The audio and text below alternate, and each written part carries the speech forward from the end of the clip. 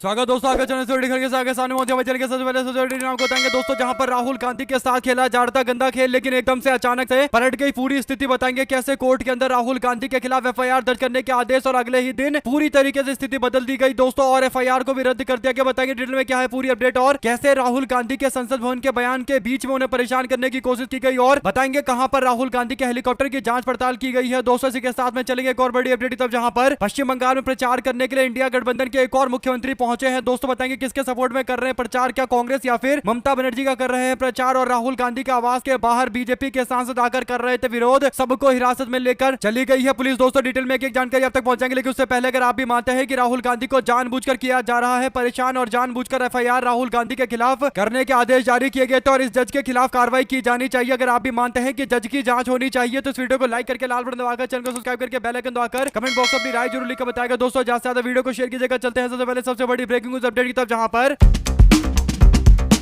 राहुल गांधी 17 तारीख को संसद भवन के अंदर भाषण दे रहे थे दोस्तों, जिस दिन महिला आरक्षण के मामले को लेकर या यूं कहिए कि परिसीमन के मामले को लेकर वोट डाले जाने वाला था। राहुल गांधी विपक्ष को एकजुट करते हुए माहौल बना रहे थे दोस्तों। ऐसे में राहुल गांधी के परिसीमन के मामले पर दिए जाने वाले भाषण से पहले खबर उत्तर प्रदेश के इलाहाबाद हाईकोर्ट से सामने आती है, जहां पर लखनऊ बेंच ने राहुल गांधी को दोहरी नागरिकता वाले मामले पर कार्रवाई करते हुए राहुल गांधी के खिलाफ एफआईआर करने के आदेश जारी कर दिए गए दोस्तों। ऐसा इसलिए किया गया ताकि राहुल गांधी को संसद भवन में भाषण से पहले दबाव में लाया जाए, राहुल गांधी को यह बताने की कोशिश की जाए कि अगर वो बीजेपी सरकार के खिलाफ कुछ ज्यादा बोलेंगे तो उनके खिलाफ इसी तरीके के मामले दर्ज होते रहेंगे, यानी एफआईआर की खबर दोपहर तक सामने आ जाती है दोस्तों। ऐसे में राहुल गांधी शाम को जाते हैं भाषण देने के लिए, और इस दौरान राहुल गांधी ने एक के बाद एक कई सारे बड़े बयान दिए दोस्तों। राहुल गांधी ने साफ तौर पर परिसीमन के मामले को लेकर भाजपा को फटकार लगाया, यानी राहुल गांधी पर रत्ती भर भी असर नहीं पड़ा दोस्तों। लेकिन अगले ही दिन इस मामले को लेकर अचानक से कोर्ट ने अपना पुराना फैसला पलट दिया, और हाईकोर्ट की वेबसाइट पर उपलब्ध आदेश में न्यायालय ने कहा कि शुक्रवार को राहुल गांधी के खिलाफ एफआईआर दर्ज करने के आदेश दिए गए थे। आज उसी जज ने खुद इस आदेश को पलट दिया दोस्तों। आदेश देने के बाद जज साहब को लगा कि राहुल गांधी को नोटिस जारी करना चाहिए पहले, यानी एफआईआर पहले दर्ज नहीं होता बल्कि नोटिस पहले जारी किया जाता है। और ये हाल है देश के हाईकोर्ट का दोस्तों की सोचे कि नेता विपक्ष राहुल गांधी जो देश के आम जनता को संबोधित करने के लिए इतने बड़े मुद्दे पर जा रहे थे, और कहीं ना कहीं अचानक से खबर आती है कि उन पर एफआईआर दर्ज करने का आदेश सीधे हाईकोर्ट ने दिया है, यानी एक तरीके से मैसेज भेजने की कोशिश की गई कि राहुल गांधी वाले मामले को लेकर, दोहरी नागरिकता वाले मामले को लेकर कुछ ना कुछ ऐसी गड़बड़ निकल गई कि राहुल गांधी पर कोर्ट ने एफआईआर दर्ज करने के लिए बोला है दोस्तों। एक तरीके से राहुल गांधी की छवि खराब करने की एक बड़ी कोशिश थी दोस्तों। ऐसे में अगर आप भी मानते हैं कि जज को बताना चाहिए कि उन्होंने किस आधार पर राहुल गांधी के खिलाफ एफआईआर दर्ज करने के आदेश दिए थे और क्यों वो अपना आदेश पलट रहे हैं एक दिन के अंदर ही, आखिर क्या हो गया। और हाईकोर्ट के जज को तो पूरा पता होता है कि तरीका क्या है, पहले नोटिस भेजो, उसके बाद अगर नोटिस का जवाब सही से नहीं मिलता तो फिर एफआईआर दर्ज किया जाता है। लेकिन अचानक से एफआईआर दर्ज करने का आदेश, वो भी राहुल गांधी के पार्लियामेंट के बयान के बीच में, साफ तौर पर एक बड़ी साजिश की ओर संकेत देता है दोस्तों। ऐसे में कहा जा रहा है कि हाईकोर्ट के इस जज के खिलाफ चीफ जस्टिस ऑफ इंडिया के सामने जाकर शिकायत की जा सकती है, यानी दोस्तों एकदम मजाक वाली स्थिति। अगर आप भी मानते हैं कि इसकी जितनी निंदा की जाए उतनी कम है तो अपनी राय जरूर लिखकर बताएगा। ज्यादा से ज्यादा वीडियो को शेयर कीजिएगा। साथ साथ चलते हैं एक और बड़ी अपडेट तब दोस्तों, जहां पर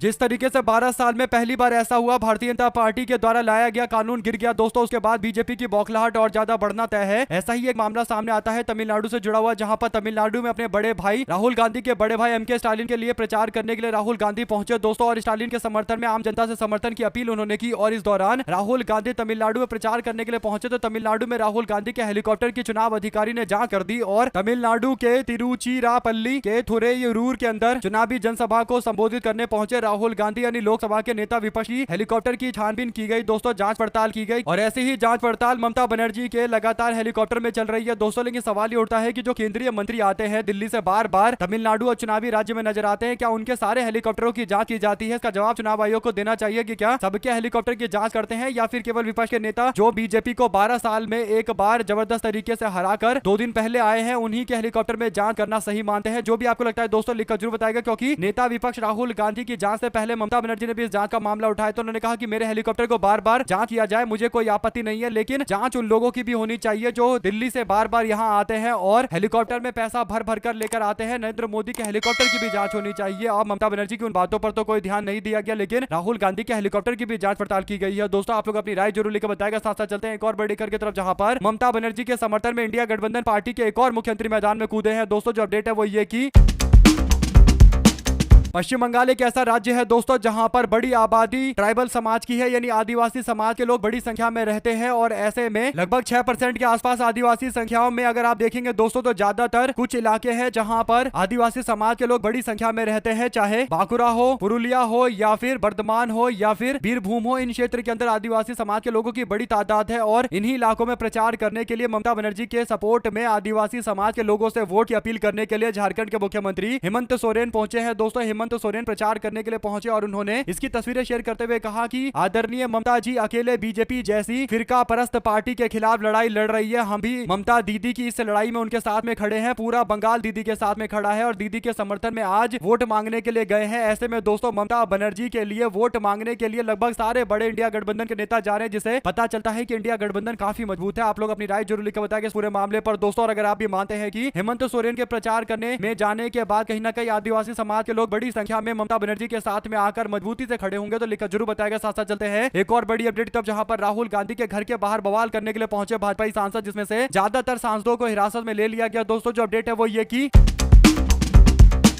संसद में जैसे ही बिल फेल हो जाता है यानी कानून पास नहीं हो पाता, विपक्ष ने भारतीय जनता पार्टी को तगड़ा झटका दिया दोस्तों। उसके 15 मिनट के बाद से ही बीजेपी के लोग प्ले कार्ड लेकर नारेबाजी करने लगे और अचानक से 10-15 मिनट में बीजेपी के लोग कहां से नारेबाजी करने के लिए प्ले कार्ड पर नारे लिखवाकर लेकर आ गए, प्रिंट आउट करवा कर ले आ गए। ये एक सोचने वाली बात थी दोस्तों, यानी सबको पता था कि ऐसा होने वाला है और ये कानून गिरने वाला है और बीजेपी की महिला ने भी तैयारी कर रखी थी, इसीलिए बैनर पोस्टर लेकर प्ले कार्ड लेकर विरोध करने के लिए संसद भवन में पहुंच गए थे। और अब बीजेपी के लोग पूरे देश भर के अंदर महिला आरक्षण के मामले को लेकर, यानी बीजेपी लाना चाहती थी परिसीमन और महिला आरक्षण का नाम देकर उस पूरे कानून को बताकर कांग्रेस पार्टी और पूरे विपक्ष को महिला विरोधी बताया जा रहा है दोस्तों। संसद में महिलाओं को 33% आरक्षण का बिल जो 2023 में पास किया गया उसे वापस से लाकर बीजेपी के लोग परिसीमन को पास करने की कोशिश कर रहे थे, जिसको विपक्ष ने पूरी तरीके से हरा दिया। तो अब बीजेपी के लोग महिला विरोधी बताकर विपक्ष के खिलाफ मोर्चाबंदी कर रहे हैं। और अब जो अपडेट आ रही है दोस्तों वो ये कि बड़ी संख्या में बीजेपी के कार्यकर्ता राहुल गांधी के आवास उनके घर के बाहर प्रदर्शन करने के लिए पहुंचे। कांग्रेस बनाम बीजेपी की राजनीति शुरू हो गई है। प्रदर्शन में दिल्ली बीजेपी की मुख्यमंत्री रेखा गुप्ता, हेमा मालिनी और कमलजीत सहरावत के साथ साथ बांसुरी स्वराज और मनोज तिवारी सहित कई और नेता मौजूद रहे। अब सवाल यह है कि महिला विरोध में, यानी महिला मोर्चा के विरोध में, महिला नेत्रियों के विरोध मोर्चे में आखिर ये मनोज तिवारी क्या कर रहे थे दोस्तों। यानी ऐसा लग रहा है कि भाजपाइयों के पास, बीजेपी वालों के पास महिला नेतृत्व भी नहीं है। और अगर आप संसद में देखेंगे तो सबसे कम सांसद प्रतिशत के हिसाब से बीजेपी की महिला है, जबकि सबसे ज्यादा तृणमूल कांग्रेस की सांसद है दोस्तों। लगभग 1/3 सांसद तृणमूल कांग्रेस की तरफ से महिला है, जबकि बीजेपी 12% या 11% के आसपास की हिस्सेदारी है, जिसे पता चलता है कि महिला सांसदों को टिकट देने पर भाजपा विचार भी नहीं करती है और ऊपर से अब लोगों को ज्ञान दे रही है, खासकर विपक्ष को बता रही है कि विपक्ष महिला विरोधी है, जबकि तृणमूल कांग्रेस के पास सबसे ज्यादा महिला सांसद है। फिर तीसरे नंबर पर कांग्रेस का नंबर आता है दोस्तों। ऐसे में एक बात तो तय है कि भारतीय जनता पार्टी वालों को एक बार अपने गिरेबान में झांकना चाहिए और राहुल गांधी का विरोध करने से पहले ये सोच रहे हैं कि लोग इनकी बात मान जाएंगे, लेकिन हकीकत यह है कि आम जनता समझ चुकी है कि आखिर मुद्दा क्या है और बीजेपी का तमाम प्रयास पूरी तरीके से फेल नजर आता है। आप लोग अपनी राय जरूर लिखकर बताएगा, ज्यादा से ज्यादा वीडियो को शेयर कीजिएगा। चलते हैं एक और अपडेट की तरफ दोस्तों, जिसमें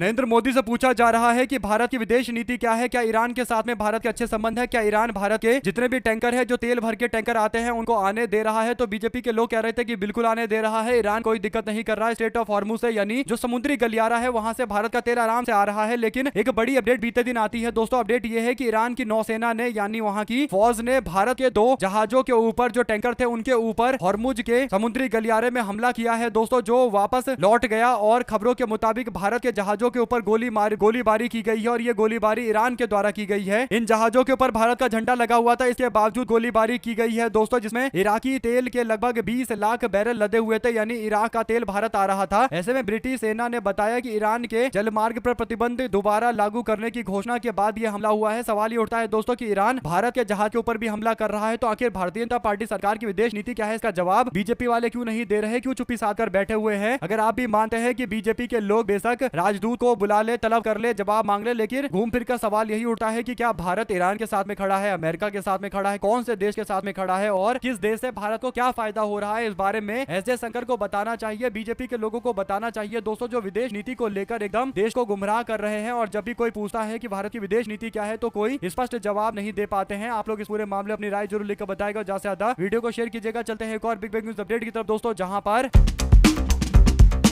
पहली बार प्रियंका गांधी कांग्रेस पार्टी के दफ्तर में पहुंची प्रेस कॉन्फ्रेंस करने के लिए। नरेंद्र मोदी रात में आम जनता को संबोधित करने के लिए यानी देश को संबोधित करने के लिए महिला आरक्षण पर बोलने आ रहे थे। तो उससे पहले प्रियंका गांधी ने कई सारे बड़े मुद्दे उठाए हैं। दोस्तों, प्रियंका गांधी ने संविधान में संशोधन का बिल लोकसभा में पास नहीं हो पाया, ये बयान देते हुए प्रियंका गांधी ने कहा कि सरकार ये बिल लेकर आना चाहती थी, इस बिल को पास करवाना चाहती थी, जिसे 2023 में सभी पार्टियों ने पहले ही इस बिल को पास करवा दिया। इसके बावजूद बीजेपी के लोग महिला आरक्षण के नाम पर परिसीमन का बिल पास करवाकर देश के अंदर पूरी तरीके से हमेशा के लिए कब्जा करना चाहते थे। भारत के जो लोकसभा की सीटें हैं उसका पूरा एक समीकरण बदलने की कोशिश चल रही थी। प्रियंका गांधी ने बीजेपी के एनडीए गठबंधन पर भी निशाना साधा और कहा कि आम जनता को भाजपा वाले गुमराह जरूर कर रहे हैं, लेकिन सबको पता है कि यह महिला आरक्षण बिल नहीं था, बल्कि ये परिसीमन लागू करके तमिलनाडु जैसे प्रदेशों को कमजोर करने की कोशिश थी, बंगाल के लोगों को कमजोर करने की कोशिश थी। और बंगाल और तमिलनाडु के लोग बीजेपी की मानसिकता को समझ गए हैं और दोनों चुनाव के दौरान बीजेपी वालों को झटका देंगे। ऐसे में दोस्तों, प्रियंका गांधी ने भारतीय जनता पार्टी के नेता नरेंद्र मोदी को चुनौती दी है कि वो 543 सीट जो अभी की सीट है लोकसभा की, उस पर महिला आरक्षण 33% लागू करे, जो 2023 में बिल पास हो चुका है। नया परिसीमन कराने की कोई जरूरत नहीं है, अभी वाले पर ही लागू करे। हम पूरी तरीके से साथ में खड़े हैं। पिछली बार भी विपक्ष ने पूरा सपोर्ट किया था दोस्तों, 454 वोट के साथ में ये बिल पास कर दिया था, लेकिन फिर बीजेपी के लोग इस बिल को लाकर इस बिल की आड़ में परिसीमन पास करने की कोशिश कर रहे हैं। हालांकि तमिलनाडु में बीजेपी को पता चलेगा कि परिसीमन के नाम पर जो बिल पास कराने की कोशिश कर रहे हैं, तो आम जनता क्या जवाब देती है। आप लोग इस पूरे मामले अपनी राय जरूर लिखकर बताएगा दोस्तों। ज्यादा से ज्यादा वीडियो को शेयर कीजिएगा ताकि पूरी अपडेट आप लोगों तक लगातार इसी तरीके से पहुंचती रहे। चलते हैं एक और बिग न्यूज अपडेट की तरफ दोस्तों, जहां पर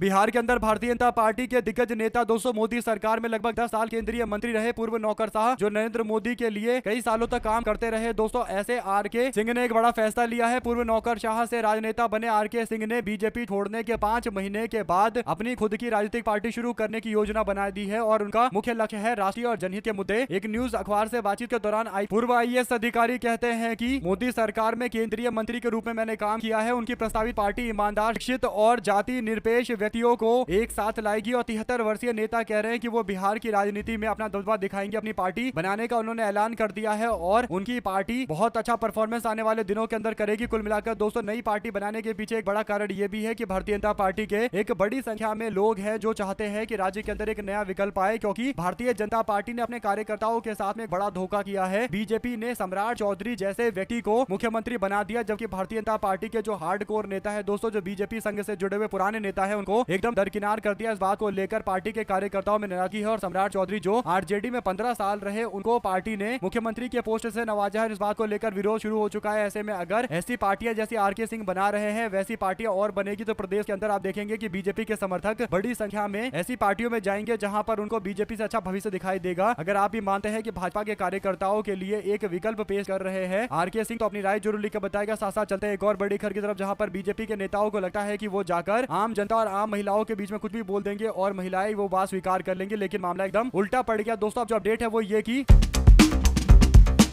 दिल्ली यूनिवर्सिटी के अंदर एक कॉलेज है गार्गी कॉलेज दोस्तों। उस गार्गी कॉलेज जो पूरी तरीके से महिलाओं का कॉलेज है, उसमें भारतीय जनता पार्टी के छात्र संगठन ABVP के लोग पहुंचे थे ये बताने के लिए कि विपक्ष महिला विरोधी है और विपक्ष ने महिला आरक्षण बिल को पास नहीं होने दिया। हालांकि ये बात पहले से ही पता था महिलाओं को और खासकर लड़कियों को कि किसकी वजह से ये बिल पास नहीं हुआ, और ये बिल 2023 में ही पास कर दिया गया था। लागू बीजेपी वाले नहीं कर रहे हैं और कहीं ना कहीं मामले पर टाल मटोल करने वाली भारतीय जनता पार्टी के बारे में सब कुछ आम जनता को, खासकर जो नए युवा महिलाएं हैं, उनको पता है दोस्तों। और बीजेपी के छात्र संगठन ABVP के लोग गए थे प्रचार करने के लिए, तो उनको कई सारे सवालों का सामना करना पड़ा। गार्गी कॉलेज में जबरदस्ती घुस रहे थे, वहां पर पढ़ने वाली लड़कियों ने उन्हें खदेड़ा और वीडियो में दिल्ली यूनिवर्सिटी के छात्र संघ के अध्यक्ष यानी ABVP से जीते हुए आर्यमन मान का भी जोरदार तरीके का विरोध किया गया। इसे पता चलता है कि भारतीय जनता पार्टी के खिलाफ एक जबरदस्त तरीके का माहौल बनता जा रहा है, खासकर छात्रों के बीच में, जंजी समाज के बीच में दोस्तों, जो जानते हैं कि भारतीय जनता पार्टी कैसे आम जनता को मूर्ख बना रही है और ये नहीं बता रही कि बीजेपी के लोग 2023 के नियम को लागू नहीं कर रहे, बल्कि अभी नया नियम लाकर परिसीमन को पास कराने की कोशिश कर रहे हैं, यानी बड़ी साजिश कर रहे हैं। अगर वाकई महिलाओं की चिंता होती तो भाजपा वाले पहले आरक्षण लागू करते, उसके बाद परिसीमन, जातीय जनगणना और किसको कितना प्रतिनिधित्व मिलना चाहिए इस पर चर्चा करते, और विपक्ष भी ये मांग कर रहा है। आप लोग अपनी राय जरूर लिखकर बताएगा दोस्तों। ज्यादा से ज्यादा वीडियो को शेयर कीजिएगा। साथ साथ चलते हैं एक और बड़ी खबर की तरफ, जहां पर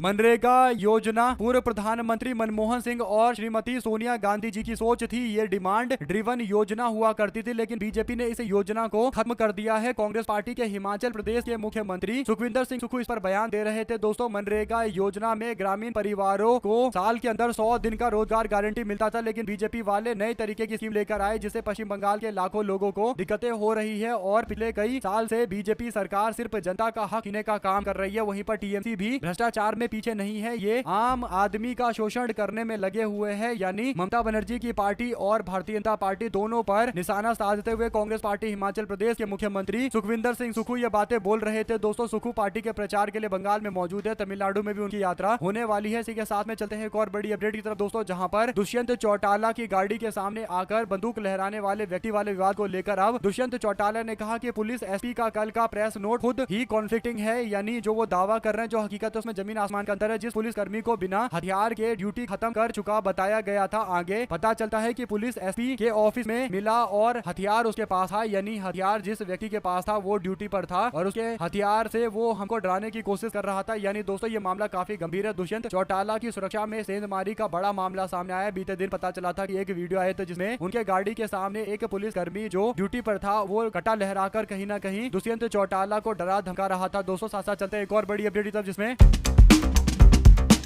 अखिलेश यादव चाय बनाने वाले एक व्यक्ति से मुलाकात करते हैं दोस्तों, और फतेहपुर के अंदर अखिलेश यादव चाय की दुकान पर रुकते हैं और आर्यन की चाय की दुकान पर चाय पीकर अखिलेश यादव वापस लौटते हैं। तो 2-3 दिन के बाद एक कार्रवाई की जाती है दोस्तों, और आर्यन की दुकान पर फूड सेफ्टी वाले छापेमारी करते हैं और छापेमारी कर कहीं ना कहीं उनको परेशान करने की कोशिश करते हुए दुकान को सीज कर दिया जाता है। अब ये अपडेट आने के बाद अखिलेश यादव ने कहा कि फतेहपुर में हमने आपसे एक और जिस आत्मनिर्भर आर्यन की दुकान पर प्रेम पूर्वक चाय पी थी, उसकी दुकान का सैंपल फूड सिक्योरिटी विभाग ने लेकर आर्यन को यह धमकी दी कि तुम एल्युमिनियम के बर्तन में चाय बनाते हो, तुम्हारी दुकान को सील कर देंगे, सील कर देंगे। और शुक्र है कि ये नहीं कहा कि लाल सिलेंडर पर बनाते हो तो सील कर देंगे। वैसे कह भी नहीं पाते क्योंकि सिलेंडर तो मिल ही नहीं रहा। यानी तंज कसने में कोई कोर कसर नहीं छोड़ रहे अखिलेश यादव। दोस्तों, आगे कहते हैं कि ये धमकी सिर्फ चाय के एक आर्यन को नहीं है, चाय बनाने वाले केवल आर्यन को नहीं है, उन सब आर्यन को है जो महा बेरोजगारी के इस भाजपाई दौर में चाय बनाकर अपना छोटा मोटा काम करके पैरों पर खड़े होने की कोशिश कर रहे हैं। बीजेपी किसी को नौकरी रोजगार तो दे नहीं है, उसके विपरीत जो स्वयं अपनी मेहनत से कुछ करना भी चाहते हैं उनको सिर्फ इसलिए धमकाती है क्योंकि हम जैसे लोग वहां जाकर उनका सम्मान कर देते हैं, उनके कारोबार को प्रोत्साहित कर देते हैं। अखिलेश यादव कहते हैं कि अब ये सरकारी विभाग का छोटापन लखनऊ तक पहुंचेगा तो देखते हैं इस कुकृत के लिए ऐसे अधिकारियों को निलंबन किया जाता है या नहीं किया जाता, इनाम दिया जाता है, उनको क्या किया जाता है। जो भी अपडेट आएगी आप तक लगातार पहुंचाते रहेंगे। कुल मिलाकर दोस्तों एक बात क्लियर है कि अखिलेश यादव इस मामले पर भाजपा को कतई भी छोड़ने के मूड में नहीं है और बिल्कुल छोड़ना भी नहीं चाहिए। साफ तौर पर देश के अंदर लोगों के बोलने के अधिकार के साथ ये खुले तौर पर किया जा रहा खिलवाड़ है, जिसकी जितनी निंदा की जाए और जितना आलोचना किया जाए उतना कम है। अगर आप भी मानते हैं कि अखिलेश यादव एकदम सही बोल रहे हैं तो लिखकर जरूर बताएगा। साथ साथ चलते एक और बड़ी अपडेट दोस्तों, जहां पर स्वर्गीय मुलायम सिंह यादव की छोटी बहू अपर्णा यादव जो आजकल भारतीय जनता पार्टी की नेत्री हैं दोस्तों, यानी बीजेपी में शामिल हो गई थी और उनको उपाध्यक्ष बनाया गया था महिला आयोग का। ऐसे में अब उत्तर प्रदेश के अंदर योगी आदित्यनाथ की अपने आप को बहन भी बताती है अपर्णा सिंह बिष्ट। अब अपर्णा बिष्ट अखिलेश यादव जी का झंडा यानी उनकी पार्टी का झंडा जलाने के लिए विधानसभा भवन के बाहर दिखाई दे रही है दोस्तों, और तस्वीर सोशल मीडिया पर शेयर की गई है जिसमें महिला आरक्षण बिल के गिरने यानी परिसीमन बिल के गिरने के बाद भारतीय जनता पार्टी के लोग विरोध करने के लिए समाजवादी पार्टी और कांग्रेस का विरोध करने के लिए जब सड़कों पर उतरे तो कांग्रेस पार्टी और समाजवादी पार्टी का झंडा जलाया गया है। अखिलेश यादव की पार्टी का झंडा जलाया गया तो लोगों ने कहा कि विचारों को मिटाया नहीं जा सकता। इस तरीके से जिस समाजवादी पार्टी में इतने साल तक रही, जिस समाजवादी पार्टी को उनके ससुर शिवपाल यादव ने बनाया था, आज उस समाजवादी पार्टी का झंडा जला रहे हैं। ऐसे में आप लोग इस पर क्या राय देना चाहते हैं दोस्तों, लिखकर जरूर बताएगा। और चलते हैं एक और बड़ी खबर की तरफ, जहां पर अशोक हरास से जुड़ी हुई एक ऐसी अपडेट सामने आई है जो सर चकराने वाली है दोस्तों। पुलिस अधिकारियों ने बताया कि शुक्रवार को महाराष्ट्र के अहिल्यानगर जिले के अंदर समृद्धि एक्सप्रेस वे पर खड़ी कंटेनर ट्रक से टकराकर जेल में बंद स्वयंभू धर्म गुरु अशोक हरास के एक करीबी सहयोगी और उसकी पत्नी की जान चली गई दोस्तों। मृतक की पहचान जितेंद्र शेलके और उनकी पत्नी अनुराधा के रूप में की गई है। आपको बता दें कि जेल में बंद दुष्कर्म के मामले में खरात का करीबी था शेलके दोस्तों, और बताया जाता है कि शेलके गवाही देने के लिए आगे आए थे और वो इस मामले पर एक गवाह एक सबूत के तौर पर यानी आई विटनेस के तौर पर थे। और उसके बाद अभी ये मामला सामने आया है तो कहीं ना कहीं दोस्तों पूरे मुद्दे को अगर आप देखेंगे तो गंभीर सवाल खड़े होते हैं। आप लोग इस पर अपनी राय जरूर लिखकर बताएगा। साथ साथ चलते हैं एक और बड़ी अपडेट दोस्तों में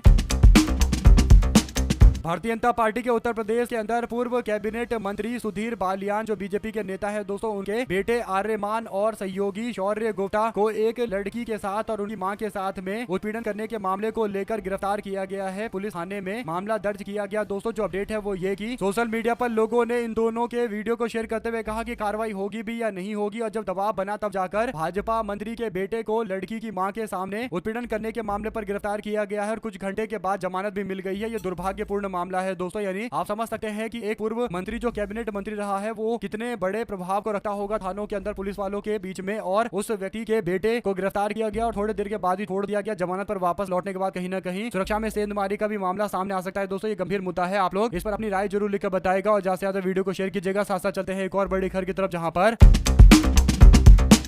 ट्रंप के नियंत्रण में है नरेंद्र मोदी और यही वो तमिलनाडु में करना चाहते हैं जो कभी नहीं होगा। राहुल गांधी ने कहा कि मोदी को ट्रंप कैसे नियंत्रित करते हैं, वह एफिन फाइल के जरिए नियंत्रित करते हैं। उन्हें नियंत्रित करते हैं क्योंकि उन्हें मोदी की वित्तीय व्यवस्था का पता है और अडानी के साथ मोदी के संबंधों को जानते हैं। ऐसे में राहुल गांधी बार बार ये मुद्दा उठा रहे हैं दोस्तों, एकदम सही मुद्दा भी है राहुल गांधी का। आप लोग इस पर अपनी राय जरूर लिखकर बताएगा और ज्यादा से ज्यादा वीडियो को शेयर कीजिएगा। साथ साथ आदित्य ठाकरे ने सरकार पर निशाना साधा दोस्तों। उन्होंने कहा कि विधेयक पारित होने से लोकतंत्र की पूर्ण पराजय सुनिश्चित हो जाती। यानी अगर महिला आरक्षण के नाम पर परिसीमन का बिल पास कर दिया जाता तो इसे हमारे देश के अंदर लोकतंत्र खतरे में आ जाता। लेकिन अच्छी बात यह है कि सबने मिलकर लोकतंत्र के प्राण को बचाया है और लोकतंत्र को जीवित रखा है। इसे भारत में आने वाले दिनों के अंदर लोकतंत्र और मजबूत होगा और विपक्ष एकजुटता कहीं ना कहीं एक पॉजिटिव संकेत दे रही है, सकारात्मक संकेत दे रही है। आप लोग अपनी राय जरूर लेकर बताएगा दोस्तों। ज्यादा वीडियो को शेयर कीजिएगा। देख रहे थे आपका जय हिंद जय भारत। ज्यादा वीडियो को शेयर